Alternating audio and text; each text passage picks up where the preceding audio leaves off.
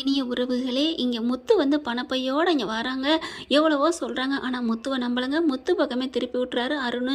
எப்படி கரெக்டாக போய் பணத்தை கொண்டு வரவா அப்படின்னு சொல்லிட்டு கேட்குறாங்க. சீதாவும் நம்பாம தான் இருக்கிற மாதிரி பேசுகிறாங்க. முத்து பார்க்குறாங்க, என்ன நீ நினச்சிட்டு இருக்கீங்க? கரெக்டாக நான் போய் கண்டுபிடிச்சி கூப்பிட்டு வந்திருக்கேன், நான் எப்படியே கண்டுபிடிச்சிட்டே கொண்டாந்துட்டேன் அப்படிங்கிறாங்க. ஆனால் பார்த்தீங்கன்னா நம்புற மாதிரி இல்லை. பணத்தை வாங்கிடுறாங்க. வாங்கினதுக்கப்புறம், என்னம்மா சீதா, நீ அடிக்கிற மாதிரி அடிச்சுட்டு நீயே வாழை விட்டே கொண்டாட சொல்லிட்டியா, உன் வேலை போகுதுன்னு அப்படிங்கிறாங்க. சீதாவுக்கு அவமானமாக போகுது. என்னம்மா சொல்கிறீங்க? இந்த பணம் எப்படி கிடச்சிச்சு, எங்கேருந்து வந்துச்சு அப்படிங்கிறாங்க. என்னம்மா இப்படி சொல்கிற?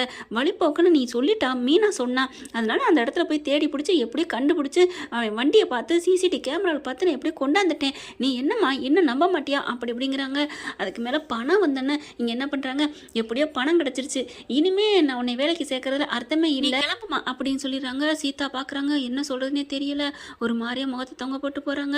அருண் என்ன பண்ணுறாரு, இங்கே பாரு சீதா, இது எல்லாமே உன் மாமா தான் பண்ணியிருக்காருன்னு நினைக்கிறேன், இது கண்டிப்பாக உன் மாமா பண்ண வேலை தான் அப்படிங்கிறாங்க. நான் என்னங்க பண்ணுறதுன்னு சொல்லிட்டு ரொம்ப ஒரு மாதிரி ஆகுறாங்க. வீட்டுக்கும் போகிறாங்க. வீட்டுக்கு போயிட்டு இதை பற்றியே பேசுகிறாங்க. அவங்க அம்மா இருந்துட்டு, ஏய் சீதா, என்னடி இப்படிலாம் பேசுகிறா? ஆமாம், உன் மருமை என்ன சொன்னா கோவம் வருதா? என்னடி மருமை அப்படி இப்படின்னு சொல்கிற? அவர் மாமா இல்லையாடி? அவரை பற்றி உனக்கு தெரியாது அப்படின்னு கேட்க, அம்மா எல்லாம் தெரியுமா, அவரே தான் இப்படியே பணத்தை அடிச்சுட்டு கடைசியாக அவரே கொண்டு வந்து கொடுத்துட்டாரு. ஏய் வாயை மூடுறி, அவர் உன்ட்டு இந்த 5 லட்சம் பணத்துக்காக அலைகிறாரு நினைக்கிறியா? அவரே எடுத்துட்டு அப்புறம் ஏன் கொண்டாந்து கொடுக்கணும்? ஏதோ தப்பு வந்துருச்சு, ஏதோ மாட்டிக்குவோமோன்னு கொண்டாந்து கொடுத்துருக்கலாம். என்னடி மாட்டிக்குவோங்கிற? சி, உன் வீட்டில் வந்து சாப்பிட்டே தப்பு, நான் கிளம்புறேன் அப்படிங்கிறாங்க. பார்த்தா கரெக்டாக சத்யா வராரு. அம்மா அப்படின்னு சொல்லிட்டு, வாடா, என்னம்மா எங்கன்னா கிளம்பிக்கிட்டு இருக்க? இல்லைடா, இனிமேல் ஒரு நிமிஷம் கூட இங்கே இருக்கக்கூடாதுடா. ஏம்மா என்னாச்சு அப்படிங்கிறாங்க. உங்ககிட்ட ஒரு முக்கியமான விஷயம் சொல்லிட்டு போகலான்னு வந்தேம்மா. என்ன அப்படிங்கிறாங்க. அதுக்குள்ளே இங்கே பார்த்தா சீதா வந்துட்டு, நான் சொல்கிறேன்டா அப்படின்னு சொல்லிட்டு நடந்ததெல்லாம் சொல்கிறாங்க. அதைத்தான் நானும் சொல்ல வந்தேன் அப்படின்னு சொல்லிட்டு, மாமா பாவம், ஏன் சீதா இப்படிலாம் பண்ணுற அப்படிங்கிறாங்க. என்ன பாவம் அப்படிங்கல அருண் வந்து, சத்யா உனக்கு எதுவும் தெரியாது, நீங்கள் சும்மா நிறுத்துங்க மாமா, எங்கள் மாமா பற்றி எனக்கு தெரியும் அப்படின்னு சொல்லிட்டு நடந்ததை பூரா சொல்கிறாங்க. ஓ, உங்ககிட்ட கண் துடைப்புக்கு பண்ணிட்டாரா? அப்போ அந்த ஆட்டோக்காரனை வச்சு தான் அவர் கடத்தியிருக்காரா பணத்தை அப்படிங்கிறாங்க. ஐயோ என்ன நீங்கள் பேசுகிறீங்க அருண்? மாமா நீங்கள் எப்படிலாம் பேசாதீங்க, நான் கண்ணால் பார்த்தேன். அவர் ஏற்கனவே அந்த வீட்டுக்கு கண்டுபிடிச்சி ஆட்டோக்காரன் வீட்டில் போய் கண்டுபிடிப்போம் விசாரிப்போன்னு அவர் யதார்த்தமாக போனார். நானும் அங்கே போனேன். அவர் ஏதோ 5 லட்ச ரூபா கடை இருந்திருக்கும் போல இருக்குது, அதை வந்து கண்டிப்பாக கரெக்டாக நீ தான், இந்த பணம் என் சீதா பணம் தான் அப்படின்னு மாமா கரெக்டாக பிடிச்சாரு தெரியுமா? அவன் அந்த 5 லட்ச ரூபாவோட ஓடி வந்தான், இந்தா பணம் அப்படின்னு சொல்லிக்கிட்டு. ஆனால் மாமா போய் இப்படி பேசுறியம்மா, நீ எப்படிக்கா அப்படிங்கிறாங்க. ஆனாலும் உனக்காக மாமா பேசினாரு. இன்னொரு பொண்ணுடா, ஏன் மச்சினிச்சி, அவள் பாவம், அவள் வேலையை பறிச்சிட்டியே, அவள் எவ்வளோ கஷ்டப்பட்டு அந்த காசை கொண்டு போய் சேர்க்க போயிருக்கணும். ஆனால் நீ ஈஸியாக சொகுசாக உன் கடனை அடைக்கிறதுக்கு இன்னொருத்தவங்களை நோ அடிக்க வைப்பியா அப்படின்னு சொல்லிட்டு அந்த ஆட்டோக்காரனை அவ்வளோ வேகமாக பேசினார் தெரியுமா?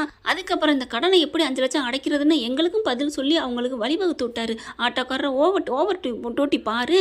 அதே மாதிரி அவங்க பொண்டாட்டிக்கிட்டையும், என் பொண்டாட்டி பூ கட்டுவா, அங்கே வந்து நீ பூ கட்டுமா, வேலையை பாரு, 2 பேரும் சேர்த்து ஈஸியாக அந்த கடனை அடைச்சிடலாம் அப்படின்னு சொல்லிட்டு தவணை வாங்கி கொடுத்தாரு. இப்படி நடந்துட்டுருக்கீல, அப்படியே வாய் நோகாமல் இப்படி பேசிட்டீங்களே அப்படின்னு சத்யா எல்லாத்தையும் எடுத்து சொல்கிறாங்க. சீதாவுக்கு செருப்பால் அடித்த மாதிரி இருக்குது. அப்படியே ஒரு மாதிரி ஆகுறாங்க. ஐயோ என்ன இது, நல்லவன் பேர் எடுப்பான் போல இருக்கே அப்படின்னு அருணுக்கு இங்கே உதறல் விடுது. பார்க்குறாங்க. பாத்தியாடி, போதுமாடி, உன் மாமா உனக்கும் நல்லது நடக்கணும், அந்த திருடனுக்கு கூட நல்லது நினைக்கணும்ட்டு அந்த பொம்பளைக்கு ஆட்டி விட்டுட்டு வந்திருக்காரே, எப்பேற்பட்ட நல்ல மனுஷன். ஆமாம்மா, நம்ம மாமா மாதிரி உலகத்தில் யாருமே இருக்க மாட்டாங்கம்மா. மாமா அம்மா நீ வாமா, இங்கே இருக்க வேணாம்மா அப்படிங்கிறாங்க. அதுக்கு தானே நானும் கிளம்புனேன், இனி ஒரு நிமிஷம் கூட நான் இங்கே இருக்க மாட்டேன் அப்படின்னு சீதா அம்மா கிளம்புறாங்க. சீதா வந்து அவங்க அம்மாட்ட எவ்வளோ கெஞ்சுறாங்க, அம்மா என்னை மன்னிச்சிருமான்னு சொல்லிட்டு. ஆனால் மன்னிக்கிறதுக்கு அவங்க தயாராக இல்லை. நீ இப்படி தாண்டி உன்னா ஏதாவது ஒன்றா மூஞ்சியை தூக்கிக்கிற, ஒன்று இங்கே தூக்கிக்கிற, இல்லைன்னா அங்கே தூக்கிக்கிற. பாவண்டி மீனா, உன் அக்கா நீ பேசாமல் எவ்வளோ கஷ்டப்பட்டா தெரியுமா? அவளை மாதிரி நீ பொறுமையாக இருக்க கற்றுக்கோ. அந்த வீட்டில் எவ்வளோ கொடுமை நடக்குது, ஆனால் உன்ன மாதிரியாடி அவள் மூஞ்சியை தூக்குறா. சே, அவள் பிறந்த வயிற்றுல நீ பிறந்த, அம்மா அப்படிலாம் இல்லைம்மா அப்படின்னு சொல்கிறாங்க. கோச்சிட்டு போயிடுறாங்க. எல்லாம் உங்களால தான், நீங்கள் தான் அப்படிங்கல. சீதா நான் என்ன பண்ணேன்? நீ திட்டினதுக்கு நீ தான் உங்கள் அம்மாவை திட்டிட்டு அவங்க கோச்சிட்டு போகிறாங்க. அதுக்கு காரணம் நீங்கள் தானே. மாமா தான் பணத்தை எடுத்துகிட்டு அவரே இப்போ கொண்டாந்து கொடுக்குறாரு அப்படின்னு நீங்கள் சொன்னதுனால தானே நானும் சேர்த்து திட்டிவிட்டேன். சரி விடு சீதா, ஏதோ நடந்து போச்சு, இன்னமும் சொல்கிறேன் கேட்டுக்கா. இனிமேல் நீங்கள் அப்படி சொல்கிறேன் இப்படி சொல்கிறேன் இனிமேல் பேசவே வேணாம், போதும் அப்படின்னு சொல்லிட்டு அவங்க ரொம்ப ஃபீல் ஆகுது. உடனே பர்ஸை எடுக்கிறாங்க, வெளியில் கிளம்புறாங்க. எங்கேம்மா போகிற அப்படின்னு கேட்குறாங்க. நான் எங்கள் அக்கா பார்க்கணும், அவகிட்ட மன்னிப்பு கேட்கணும் அப்படின்னு சொல்லிட்டு வேகமாக கிளம்பி போகிறாங்க. இங்கே விஜயா பார்க்குறாங்க. என்ன ஆள் இல்லாத வீட்டுக்குள்ள எல்லாம் நுழையுதுங்க அப்படிங்கிறாங்க. நான் எங்கள் அக்கா வீட்டுக்கு தான் வந்திருக்கேன் அப்படின்னு சொல்லிட்டு விறுவிறுன்னு போக, ரொம்ப திமிரு வச்சு போச்சு இதுகளுக்கெல்லாம் அப்படிங்கல ஒரு ஸ்ருதி பார்க்குறாங்க. சீதா வா அப்படின்னு சொல்லிட்டு கூப்பிட்டு வச்சு பேசுகிறாங்க. கூப்பிட்றாங்க. வாங்க வாங்க அப்படின்னு சொல்லிட்டு மீனா முத்து எல்லாரும் வர்றாங்க. மாமா சீதா என்ன இவ்வளோ தூரம்? மாமா என்னை மன்னிச்சிருங்க மாமா, நான் உங்களை தப்பாக புரிஞ்சுக்கிட்டேன் அப்படிங்கிறாங்க. பார்த்தா எல்லா விஷயத்தையும் அண்ணாமலைட்ட எடுத்து சொல்கிறாங்க. இதில் என்ன தப்பு இருக்குது? அவன் எடுத்துருக்கலான்னு சொன்னதில் அவன் புருஷன் சொன்னது தப்பு இல்லை சீதா. இவன் அப்படியே திருடக்கூடிய ஆள் தான். இங்கே பாருங்கப்பா, அம்மா பேசாமல் இருக்க சொல்லுங்க அப்படின்னு முத்து சொல்கிறாங்க. அவள் கிடக்குறாடா, இதை தான் அண்ணாமலைக்கு சொல்ல தெரியும், வேற என்ன சொல்ல தெரியும்? இதில் மனோஜும் அம்மா சொல்கிறது கரெக்டு, இதே தான் சொல்லுவான். ஆனால் ரவியும் ஸ்ருதி மட்டும்தான் நியாயம் என்னவோ அதை மட்டும் கரெக்டாக பேசி நடந்துக்கிறாங்க. அதுக்கப்புறம் சீதா அக்கா மன்னிச்சுக்கக்கா அப்படின்னு மன்னிப்பு கேட்குது. முத்துக்கிட்டையும் மாமா என்னை மன்னிச்சிருங்க மாமா.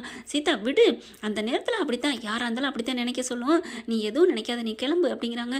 என்னை மன்னிச்சிருங்க மாமா அப்படிங்கிற பின்னாடி பார்த்தா முத்து அப்படின்னு ஒரு குரல். திரும்பி பார்க்குறாங்க அருண். என்ன இவன் இங்கே வந்திருக்கான் அப்படிங்கிற மாதிரி எல்லாரும் பார்க்க, வாங்க அப்படின்னு மீனா அழகாக கூப்பிட்றாங்க. அவருக்கே செல்லையில் அடித்த மாதிரி இருக்குது. ஏன்னா வந்து பயங்கரமாக எப்போ பார்த்தாலும் மூஞ்சியை காமிப்பானா, வாங்கன்னு கூப்பிட்டோன்னே அதை விட ஒரு ஆச்சரியம், முத்துமே வாங்க அப்படின்னு கூப்பிட்றாரு. முத்து இப்படி வாங்கன்னு கூப்பிடாருன்னு அவர் எதிர்பார்க்கவே இல்லை. சத்தியமாக பார்த்தீங்கன்னா அதிர்ந்து போகிறாரு. நம்ம தான் தப்பாக புரிஞ்சுக்கிட்டோமோ அப்படிங்கிற மாதிரி. இருந்தாலும் இங்கே வந்தது சீதாவுக்கான்னு நடிக்கிறதுக்கு வந்தார். ஆனால் இவங்கெல்லாம் நடந்துக்கிட்ட பார்த்து கொஞ்சம் மனசு மாற ஆரம்பிக்குது. என்னை மன்னிச்சிருங்க முத்து, மன்னிச்சிருங்க மீனா அப்படிங்கிறாங்க. என்ன ஆளாளுக்கு மன்னிப்பு கேட்குறாங்க, இவ்வளோ சும்மாவே பிடிக்க முடியாதே அப்படின்னு பார்க்க இங்கே ரோய் நின்றுட்டு, ஐயோ இது ஒரு கதைன்னுட்டு, அப்புறம் பணத்தை உடனே ரெடி பண்ணி கொடுத்துட்ட, உன் குழந்தையா பணம் காணாமல் போச்சுன்னு ஒரு நாளைக்கில் ஒரு நொடிக்கில் அப்படி களவாண்ட பிடிச்சி கொத்தா கையோடு அள்ளி பிடிச்சிட்டியே. ஏப்பா உன் வீட்டில் பணம் போயிருக்கு, உன் அண்ணன் பணம், அதை கண்டுபிடிக்க வேண்டியதானே அப்படிங்கிறாங்க. எந்த பணத்தை? 30 லட்சத்தை எடுத்துகிட்டு ஓடினானே, இல்லை 27 லட்சத்தை, அந்த பணத்தை தான் அதை நான் பிடிச்சிட்டேனே அப்படிங்கிறாங்க. டேய் அது இல்லைடா, வீடு வாங்குறேன்னு சொல்லிட்டு பீத்திக்கிட்டு போனானே அந்த பணமா?